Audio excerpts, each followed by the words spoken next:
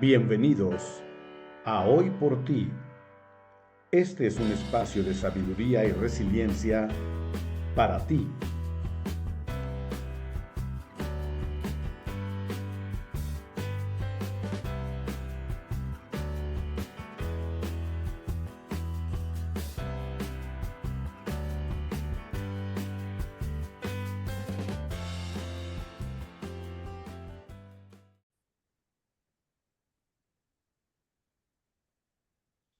Hola, ¿qué tal? Muy buenos días. Bienvenidos a Hoy por Ti. Ustedes saben que este es un programa que trata el tema de la resiliencia, que trata el tema de la motivación y del bienestar espiritual o mental, como dicen los especialistas. La salud mental es muy importante. Entonces, necesitamos nosotros trabajar muchísimo en esa área.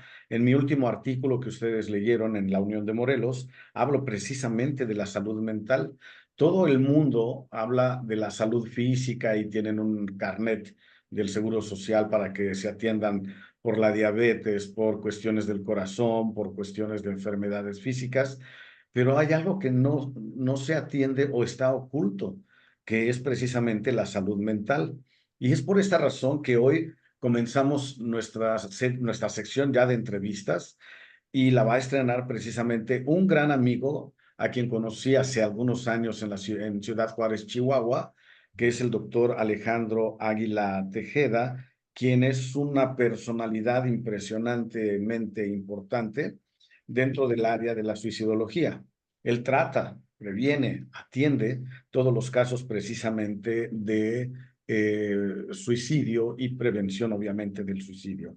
Tiene un currículum impresionantemente grande, mi querido amigo, y yo solamente voy a decir algunas cosas de ellas. Obviamente, él estudió la licenciatura en psicología y también hizo una maestría en psicología, en psicoterapia psicoanalítica, así como ha sido miembro de varias asociaciones y pues es el fundador y director de el Instituto Hispanoamericano de Suicidología, entre otras cosas, porque además también ha sido, acaba de terminar prácticamente la presidencia por ahí, este, bueno, explícanos, ya estamos aquí presentes, mi querido Alejandro. Bienvenido al estreno de esta sección de entrevistas de Hoy por Ti y platícanos un poco de ti. ¿Cuáles son tus orígenes, mi querido amigo? Qué amable, estimado primo. Pues antes de poderles compartir a todos tus seguidores algo de mí, pues sobre todo agradecerte la entrevista y bueno, pues tú eres alguien mágico, mago. Efectivamente, nos conocimos a algunos ayeres en Ciudad Juárez, Chihuahua, en un congreso y pues se dio una magia de amistad, de afecto, de admiración mutua. Entonces continuamos en un vínculo, aunque sea virtual, pero el afecto, el cariño, ahí está. Entonces, por eso yo quería establecer esto y agradecerte a distancia. Pues bueno, a mí siempre me gustó mucho la psicología. Desde la secundaria, pues, buscaba yo libros, cosas que me informaran sobre eh, la mente humana, el comportamiento humano. Y fue así como decidí estudiar psicología. Nadie de mi familia son médicos, ni psiquiatras, ni psicólogos. Entonces sí les sorprendió un poco esta inclinación, esta dedicación, que pues después de 30 años sigue siendo para mí gratificante, emocionante, interesante. No termina uno de estudiar. Acabo de entrar también a estudiar unos seminarios de Melanie Klein y pues no deja uno de aprender todos los días de los pacientes, de las personas, del ambiente y sobre todo de la literatura y lo que hay respecto. Oye, Entonces, bueno, perdón que te interrumpa, pero me gustaría saber un poquito de dónde vienes, cuál es tu background con tu familia, la ciudad donde naciste, un poquito de eso. qué amable, muchísimas gracias. Pues mira, mi familia está compuesta, papá, mamá y una hermana mayor, 5 años mayor que yo. Somos de la Ciudad de México y pues somos una familia que nos gustaba mucho viajar gracias a mi padre que trabajaba en una compañía aérea. Tuvimos oportunidad de hacer viajes pues a todo el mundo y entonces pues eso te abre la mente de pues otras culturas, otras ideas, otras comidas, otras formas de ver y vivir la vida. Entonces creo que ahí me amplió un poco el panorama para lo que hoy en día me permite trabajar. Mi familia siempre fue una familia pues muy deportista, una familia que le gustaba mucho leer, una familia que pues teníamos como muy organizados nuestros horarios de comida, de diversión, de actividades, como predominando mucho la educación. Entonces siempre fue un niño bien portadito y muy bien formadito. Y pues eso me ha servido mucho para todo lo que he logrado, porque tengo como mucha estructura y pues obviamente formación educacional y social.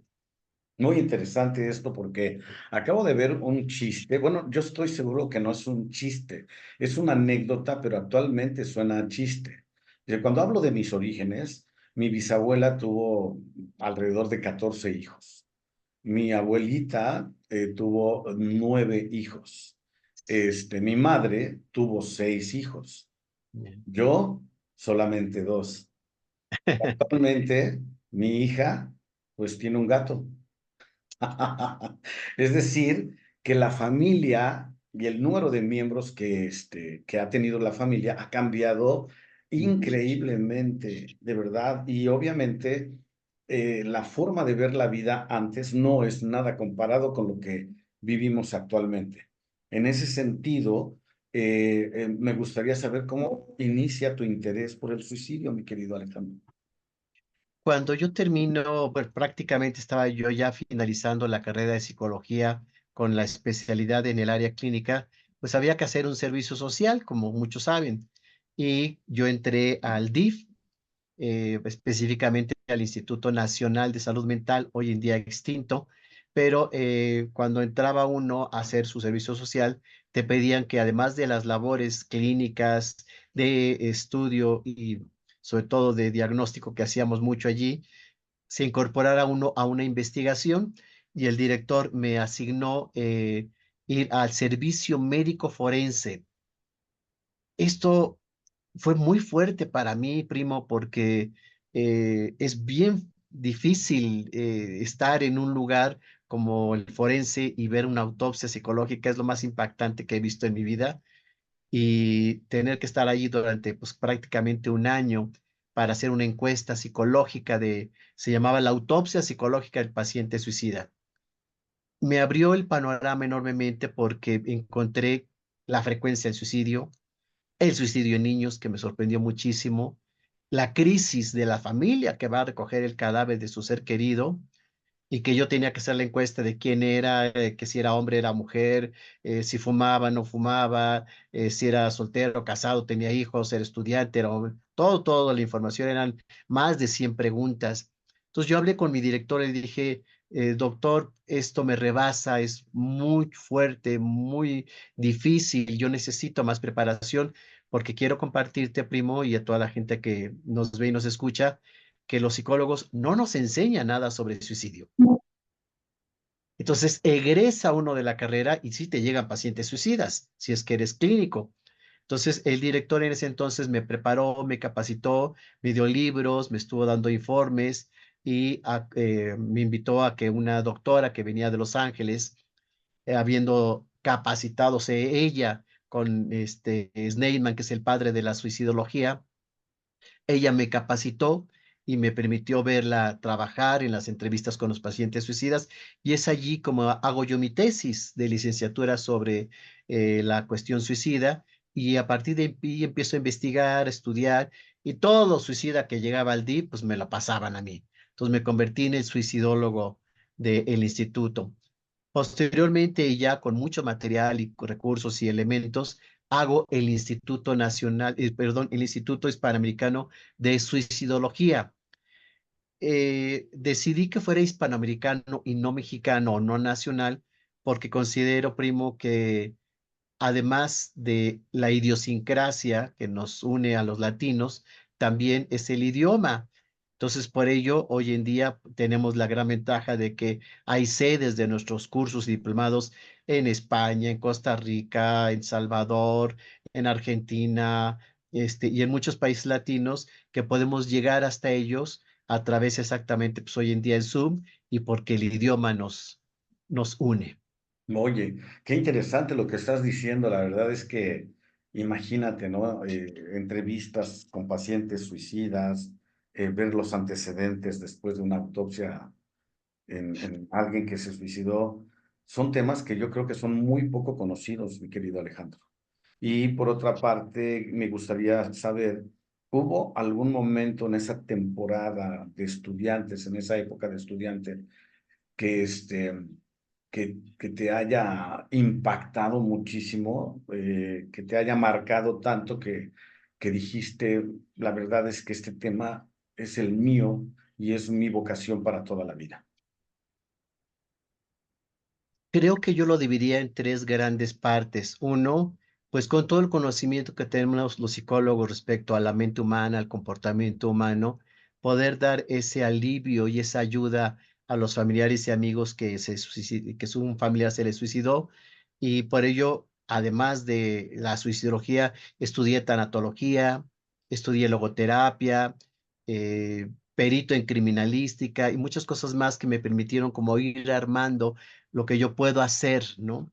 Pero para poder hacer hay que investigar. Entonces, inicialmente me convertí en un investigador de la suicidología, con libros, artículos y encuestas y todo lo que yo podía hacer para realmente conocer. Y ahí te paso un tip que me ayudó muchísimo para hacer esta labor en mi país.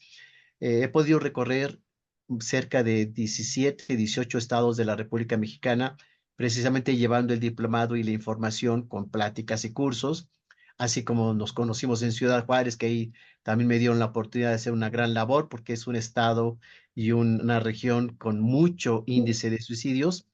Entonces, cada vez que voy, hago una investigación, cómo está ese lugar, qué número de suicidios hay, quién se suicida más, con qué método lo hacen, qué sistemas hay de ayuda o de protección. Entonces, eso me permite no solo trabajar en el fenómeno del suicidio, sino investigar para tener bases y una mejor labor, estimado primo. Wow, es impresionante de verdad todo esto. Pero ya entrando en tema, mi querido Alejandro, cómo el suicidio no es algo nuevo. O sea, yo leyendo este libro magnífico que tuve la oportunidad Gracias. de que me lo autografiaras también hace ya algunos ayeres, pues cuando yo lo empecé a leer, yo decía, es que no puede ser esto, de verdad conocemos muy poco. Y bueno, yo en lugar de leer un poco de esto, de lo que ya leí, pues tú estableces aquí que el suicidio es algo muy antiguo y que en algunas culturas pues era algo que de alguna manera pues era de elogio en algunos momentos, ¿no? Y en otros pues ya era como una forma eh, terrible de tomar esa decisión que no, pues, que acaba con la vida de las personas. En nuestro país, no lo sé, pero creo que siempre ha sido algo como un tabú y que no se debe de tocar el tema y que es algo terrible cuando alguien se suicida. En mi caso personal, yo te diré que hace muchísimos años estaba en la casa de una gran amiga que justamente ahora vive en España y que había mucho silencio en la casa y sus papás, con una tristeza tremenda. Y yo me acuerdo que le pregunté a ella por qué se sentía esa pesadez en el ambiente. Y me dijo que tenía un hermano con tendencias suicidas.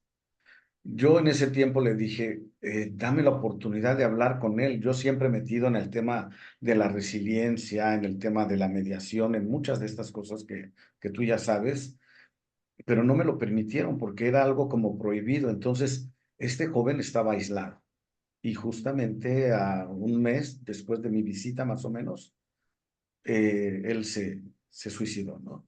Y la verdad ha sido el tema más difícil para mí, muy terrible, pero yo veía ese ambiente bastante particular. ¿Cómo ve la gente el suicidio en México, mi querido Alejandro? Fíjate que bien dices, efectivamente, el tema del suicidio es un tema tabú de entrada, pero si hacemos una revisión histórica en la línea del tiempo, hay datos de personas suicidas antes de Cristo, inclusive en la Biblia hay 7 personas que se suicidaron. Entonces, lo que ha pasado es la visión respecto al suicidio ha cambiado.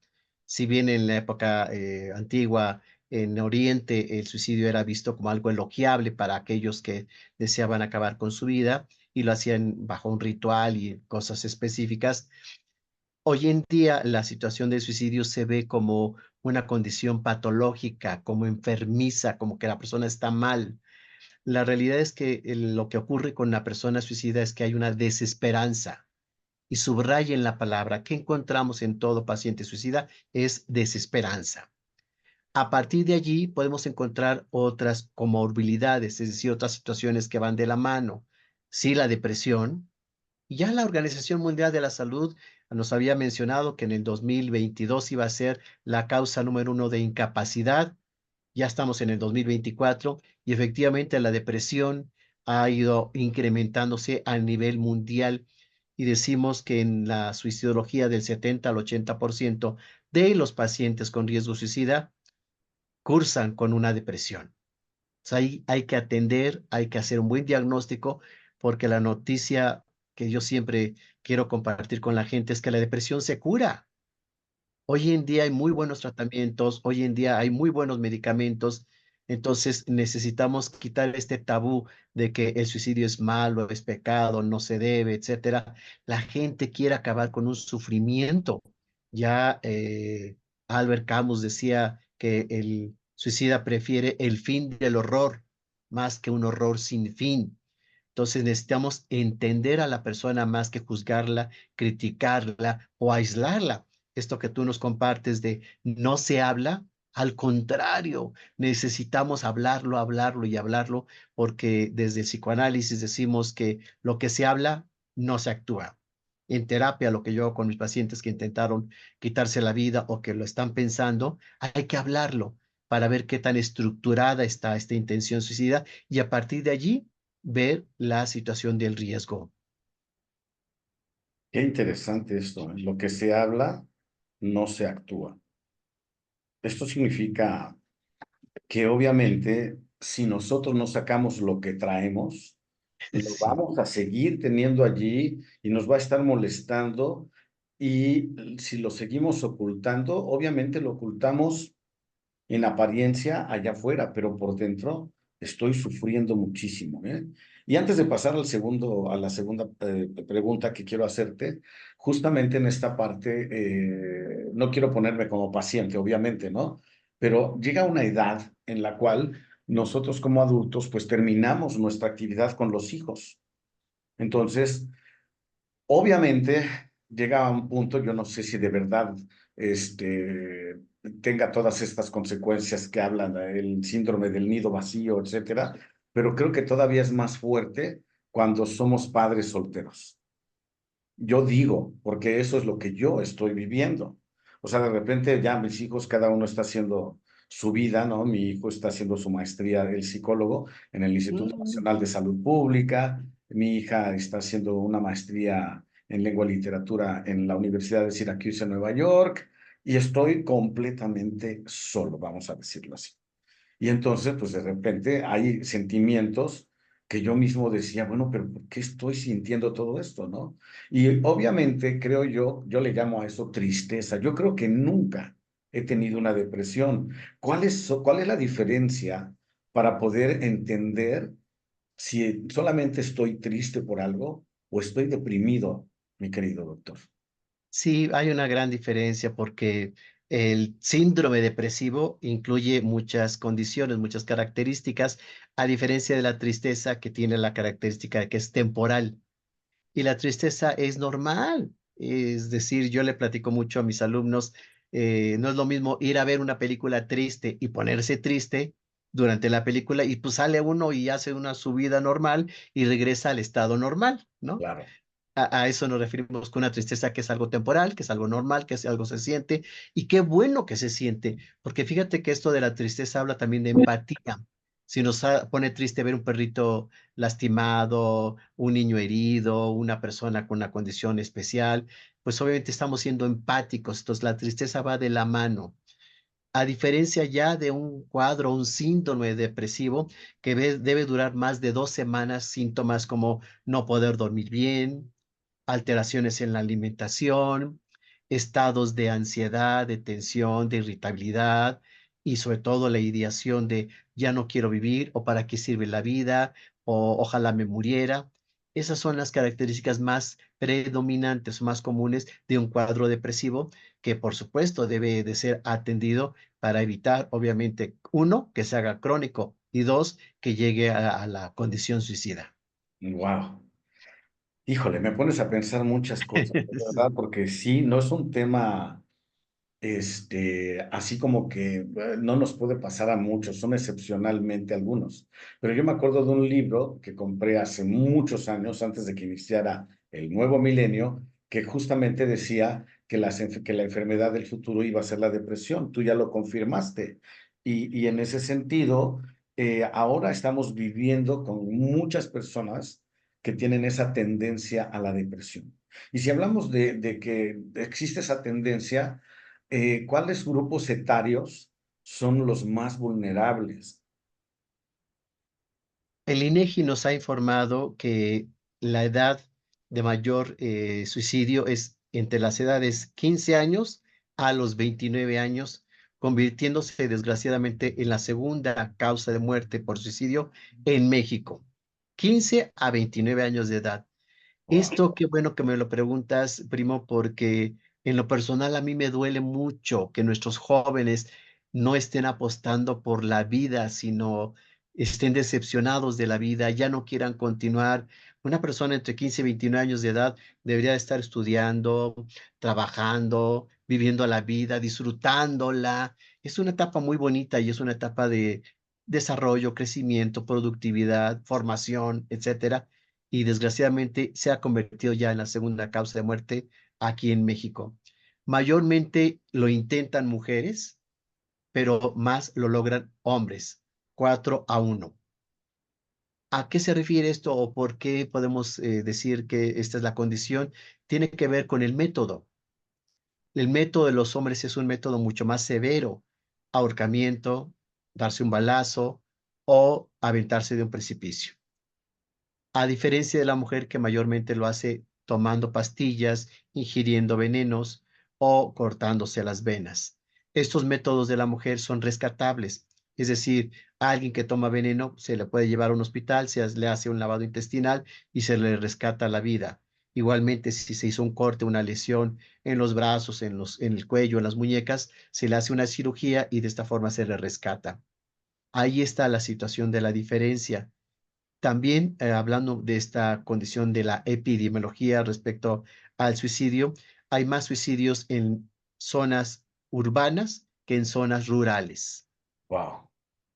Y hablamos, pues lo sabemos, ¿no? El estrés, la tensión, el tráfico, el transporte, la cuestión económica, etcétera, son muchas cosas que engloban las grandes urbes y que esto llevan a mucha gente a estar en una serie de sometimiento diario de mucho estrés. Ok. ¿Y quién sería, cuál sería el segundo grupo etario que tiene esta condición? Porque, digo, yo no estoy pensando en suicidarme, pero estos sentimientos que ahora tengo, ya entrados, digamos, en la tercera edad, pues obviamente decía yo, creo que estas cosas yo no las sentía antes, ¿no? Entonces, yo no sé si ese grupo etario sean los adultos mayores. Fíjate que hay una gran diferencia, porque normalmente en el adulto mayor está más el pensamiento más que la acción suicida. Y esto tiene razones de ser. Efectivamente, la soledad, el aislamiento, las enfermedades, la crisis económica, el abandono, muchas situaciones que viven las personas de la tercera edad los llevan a no tener una buena calidad de vida, y esto hay un pensamiento suicida constante. Sin embargo, y aquí lo preocupante, y este dato les va a llamar mucho la atención, eh, yo llevo más de 30 años trabajando en la prevención de suicidio y veo que cada vez hay suicidios en etapas más tempranas del desarrollo. Yo he tenido pacientes de 8 años que intentaron quitarse la vida. Entonces, es una situación preocupante. Hoy en día el niño, por la cuestión del internet, por los retos virales, por las caricaturas, por los videojuegos, está más cercano de lo que tú y yo y muchas personas adultas y adultas mayores ¿Estuvimos del tema del suicidio o estuvimos respecto a la condición de conocer qué es el tema del suicidio o cómo se hace? Ujú, ujú. Bueno, y en el caso de los niños, sí estuve viendo algo en tu sitio de YouTube, que también tiene material muy interesante. Los invito a todos los que están viendo esta entrevista que entren a las redes del doctor Alejandro Águila Tejeda, porque tiene muy buen material y creo que había algo precisamente sobre el suicidio en niños. Esto es algo nuevo, porque yo me acuerdo que cuando yo era niño, y veíamos Señorita Cometa, por ejemplo, la primera noticia que escuché fue que Takeshi, uno de los protagonistas de los niños, se suicidó. Entonces lo veíamos como algo muy lejano, ¿no? Pero si le pasa a esta gente que tiene todo garantizado en la vida, tiene dinero, uno supone que tiene felicidad, que está padrísimo, la está pasando a todo dar, pero pues parece que no. ¿Cómo está esto del suicidio en los niños? O sea, ¿qué los motiva a llegar a ese extremo en realidad? Yo creo que es una serie de condiciones que hemos encontrado. La primera de ellas, como te lo mencionaba, es mucho el conocimiento del tema.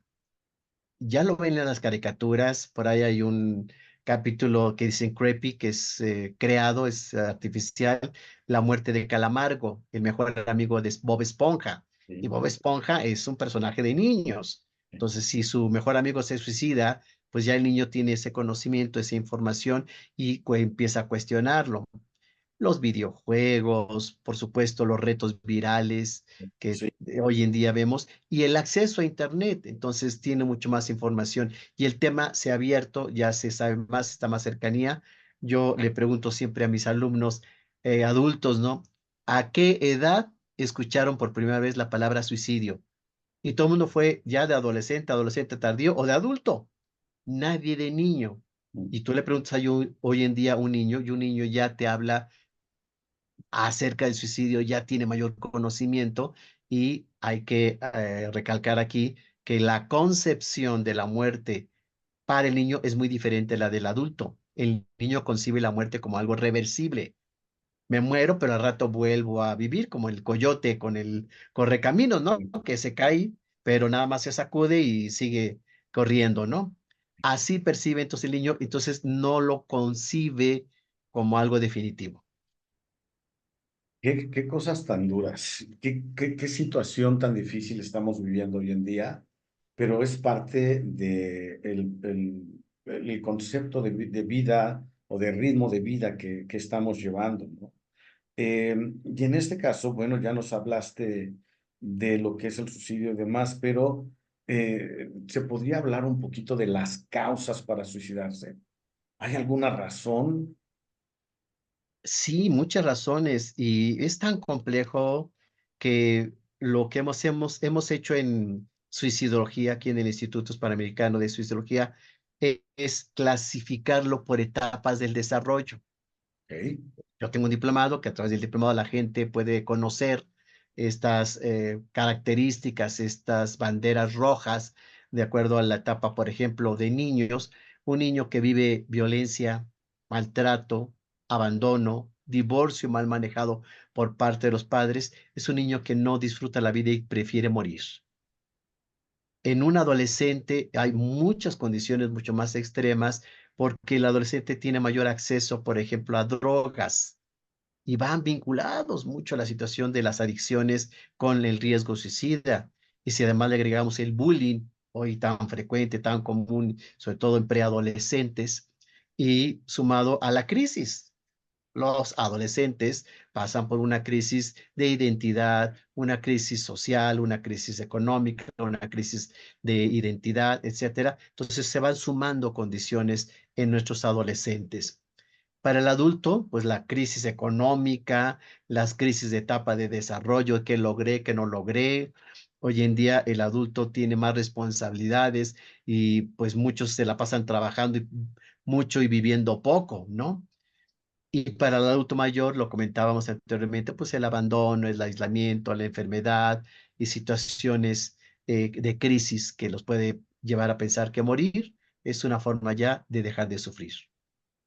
Y en el caso, digo, me vuelas, me mandas muy lejos en mis inquietudes, pero se dice que ahora hay mucha sensibilidad o hipersensibilidad en los niños, en la manera que ven el mundo. ¿Estás de acuerdo con eso? Y si estás de acuerdo con eso, Sí, ¿por qué? fíjate que sí, y más de niños y adolescentes. Eh, Escuché por ahí el término de niños de algodón, ¿no? De que hay que cuidarlos mucho, sensibilidad o hipersensibilidad a todo, ¿no? Ya no se les puede regañar, obviamente no pegar, ya no se les puede llamar atención con gritos, ya no se les puede reprobar en la escuela.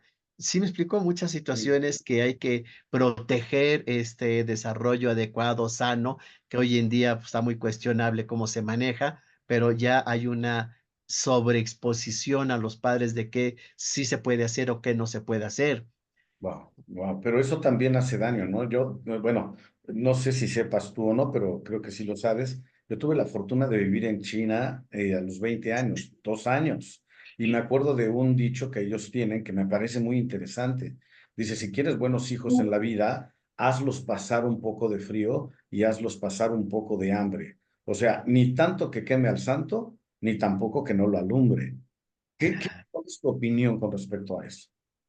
Es que efectivamente los padres, esta generación de papás nuevos, piensan que los hijos no deben de sufrir nada y les satisfacen todas sus necesidades, tratan de que no sufran, de que no padezcan absolutamente nada, pero tampoco los exponen a una realidad. Y el efecto que estamos viendo es caótico, porque hoy en día hay estos adultos jóvenes de 25, 28, 30, 35 años que siguen viviendo con los padres porque los padres les resuelven todo: la economía, la vivienda, el sistema de funcionar, etcétera. Entonces, lo que se ha generado, lo que se ha creado son hijos muy dependientes y los padres sobreprotectores. Entonces, no se da un adecuado desarrollo ni un ajuste con la realidad que necesitamos. Ok, hijo, es algo verdaderamente difícil. Eh, ¿Hay instituciones públicas que puedan atender esta situación? Por supuesto que sí, obviamente está el Instituto Nacional de Psiquiatría, el Ramón de la Fuente, que puede recibir a todas las personas que tengan una ideación o riesgo e intento suicida. Para adultos está el Juan N. Navarro, que aquí en la Ciudad de México para atender a niños, Fray Bernardino Álvarez, que también es un hospital psiquiátrico para adultos. Y yo siempre sugiero que en momento de crisis la gente hable al 911. Es lo que antes se conocía como Locatel, que tienen una red para que en dado caso que sea de cualquier estado de la República, se les refiera al lugar adecuado y la gente pueda atenderse. Y nosotros con muchísimo gusto también atendemos vía WhatsApp, vía correo electrónico, vía Zoom o presencial. Y tenemos nuestro teléfono que es el 55 46 31 3307 y un correo electrónico que todos los días me dedico yo a revisar, que es info@suicidología.com.mx. Y ahí nos escriben y nos comparten su problemática y de esta forma damos una ayuda y una canalización. Bueno, pues nos hemos dado cuenta que todo esto, este tema del suicidio es algo bastante fuerte y que afecta muchísimo a nuestras comunidades, a nuestra gente, sin importar la clase social, sin importar eh, situación económica, sin importar géneros. ¿O estoy equivocado, mi querido doctor? Estás en lo correcto y qué bueno que lo mencionas. Fíjate que yo tengo un artículo en mi página que es gratuito. Todos los artículos que yo publico son para que la gente los pueda leer y compartir. Y se llama Suicidio, la muerte no esperada. Es que efectivamente eso es lo que he encontrado, que nadie espera que un familiar, que un amigo, que alguien cercano se decida quitar la vida. Entonces, sabemos que el suicidio no respeta edad, sexo, religión, política, cultura, sociedad, época, etcétera. Es decir, no hay inmunidad respecto al suicidio. Y un dato importante, estimado, fíjate que la muerte por suicidio ha cobrado más personas que las guerras, que las pandemias y que los homicidios. Así de fuerte, de grande y de numeroso es la condición suicida. Por ello, insistimos mucho en la prevención porque es la única muerte que podemos intentar evitar. Sí, es muy interesante lo que mencionas y muy duro también. O sea, imagínate nada más. Entonces, ¿qué cantidad de personas buscan escapar de la vida por sentir que ya no hay ninguna razón para vivir? Y esto me hace pensar mucho en Viktor Frankl, que es muy conocido por este libro del hombre en busca de sentido, y que él, cuando le preguntan precisamente de por qué él sobrevivió a todo esto, pues él dice que descubrió, a lo mejor estoy equivocado, a lo mejor estoy bien, pero lo que yo recuerdo que dijo en ese libro es que si tienes que buscar una razón para vivir, que a él le emocionaba mucho pensar en ver a sus hijos ya grandes, que se casaban, tener hijos, que él podría conocer a los nietos, y esa era su razón de alguna manera para seguir viviendo, mientras que a otras personas que estaban siendo o seguían siendo prisioneras, pues ya no tenían razones para vivir. ¿Qué opinas de esto, mi querido Alejandro? Efectivamente, fíjate que Víctor Frank vivió 5 años en los campos de concentración, creador de la logoterapia, nos dice algo que nos deja marcados y es tener un sentido de vida para algo todos los días que amanece, que decimos, qué padre día, vamos a lograr cosas, tengo pendientes esto, quiero realizar aquello otro, etcétera, etcétera. Así es como tenemos ese entusiasmo, esa ilusión por continuar con la vida. Si te levantas y ves todo negro, ves todo oscuro y no quieres ni despertarte ni levantarte de la cama, etcétera, algo mal hay en ti, en cómo ves el mundo, cómo ves la vida. Y yo siempre les digo a las personas que a veces tienen una visión del mundo como un vidrio polarizado, todo se ve negro. Y no, la idea es que le quitemos lo polarizado para que podamos ver el mundo mucho más transparente y real, no como lo sentimos internamente, sino como es en realidad, que todos los días nos ofrece la posibilidad de mejorar, de cambiar, de disfrutar, de amar, con todas las crisis y adversidades que nos puedan llevar a cabo. Pero la gente que tiene un sentido de vida, como decía Víctor Frank, si quieres un cómo, encontrarás un por qué. Bueno, pues estamos llegando al fin de esta entrevista y que quisiera preguntarte, porque digo, yo veo, te conozco, obviamente, somos grandes amigos, aunque no nos veamos frecuentemente, pero sé que tengo toda la confianza contigo. Y yo sé que estás muy metido en todo este rollo de las conferencias, los diplomados. Háblanos un poco de esos diplomados. ¿Son presenciales, virtuales, eh, ambos? Platícanos. Fíjate que cuando formé el instituto, mi intención era que el tema del suicidio llegara a todo el mundo. Entonces, por eso hice una estructura de un diplomado que lo llevamos al Instituto Mexicano de Protección Intelectual, porque es único en el mundo. ¿A qué me refiero? Este diplomado tiene dos objetivos: la detección oportuna del riesgo suicida en todas las etapas del desarrollo y la canalización adecuada. Con ello, quien lo toma, que puede ser un estudiante, un adolescente, un adulto, personas de la tercera edad, de lo que sea, eh, va a entender lo complejo que es estas conductas autodestructivas, no nada más el suicidio. Entonces, por eso hemos tenido desde contadores, abogados, sacerdotes, presbíteros, amas de casa, adolescentes, etcétera, de todo tipo de personas que con ese conocimiento se sienten mucho más armados y capacitados para entenderse y entender a alguien que puede estar en una situación de crisis. Estos diplomados inicialmente lo hacíamos en forma presencial, pero pues tú sabes, vino la pandemia y entonces descubrimos el Zoom, y hoy en día la mayoría de nuestros diplomados y cursos se hacen vía Zoom porque le facilitó a la gente que desde su casa, oficina o cualquier otro lugar, algunos nos siguen en sus celulares.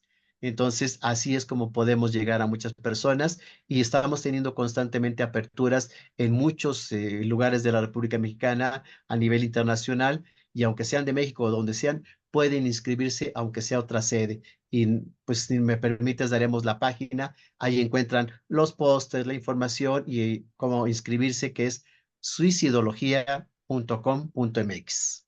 Seguro, porque aquí abajo va a aparecer también la Gracias. información, ¿de acuerdo? Y bueno, pues ay, yo no quisiera terminar esta plática porque hay muchas cosas, de verdad, el suicidio afecta a todos y bueno, pues no quiero yo ir terminando sin hablar de esta referencia. Pues, quien tenga la oportunidad, compre este libro, es una verdadera maravilla.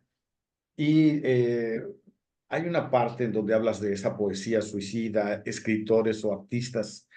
suicidas. Insisto, el suicidio le ocurre a muchísima gente y de verdad no importa si son ricos, si son pobres, si son guapos, si son feos, no importa absolutamente nada, ¿no? Y aquí, bueno, pues yo me doy cuenta que hay muchísimas más personas que yo no sabía que habían terminado su vida suicidándose, ¿no? Y bueno, pues de verdad este libro vale muchísimo la pena porque obviamente nos vamos a dar cuenta de que hay muchísima gente que desafortunadamente dejó este mundo y tal vez podría haber dejado una herencia maravillosa con todos sus escritos, ¿no?